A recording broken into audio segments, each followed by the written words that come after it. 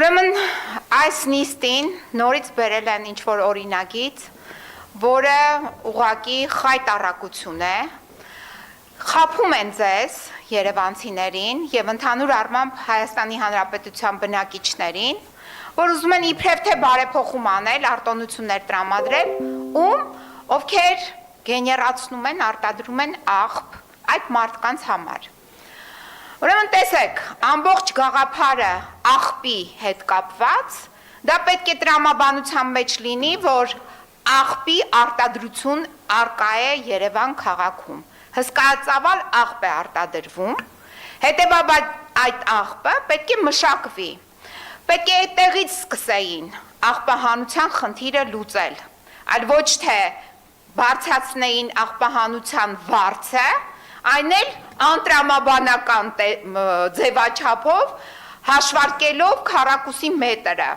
սեփականատերերի կամ, չգիտեմ, տարածքի, որտեղ ապրում են այդ բնակիչները։ Անտրամաբանական, բացարձակ, այսինքն խոսում ենք անգրագիտության մասին։ Մարդիկ մնացել են, այո, նույն դասարանում, տգետ են, անգրագետ են, դպրոց չեն գնացել, համալսարաններ չեն հաճախել։ Ակնհայտ է սա։ Հիմա տեսեք, եթե մենք չենք լուծում աղբի հետ կապված մշակման հարցը, իսկ մենք դա չենք լուծել տարիներ շարունակ, երկու հսկայածավալ աղբավայր գոյություն ունի Երևանում, որոնք ուղղակի թունավոր հանքավայրեր են, մեկը Նուբարաշենը, մյուսը Աչափնյակ համայնքում գտնվող աղբավայրերը։ Եթե սա չի լուծվում եւ բերում են այսպիսի նախագծեր, որը անտրամաբանորեն թանկացնում են աղբի հետ կապված գումարը, աղբահանության հետ կապված գումարը, սա խոսում է այն մասին, որ ոչ միայն տգետ են, անգրագետ են, չգիտեմ, անբարոյական են, այլ նաև կոռուպցիաներներ են եւ կոռուպցիայի մեջ ահավոր թաթախված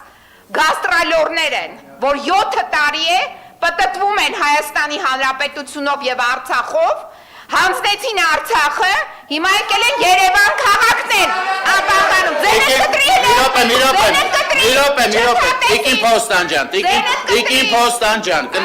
Տիկին Վարդանյան, խնդրում եմ գտնվող գազաններին։ Մի հատ խնդրում եմ կոռեկտ խոսեք, մի հատ կոռեկտ խոսեք, Տիկին Փոստանջան, Ես իմ ամեն տակ ունեմ հիմնավորում։ Խնդրում եմ դուք կոռեկտ արտահայտվեք, Մի հատ մի գոռացեք իմ վրա, մի հատ հանգստացեք։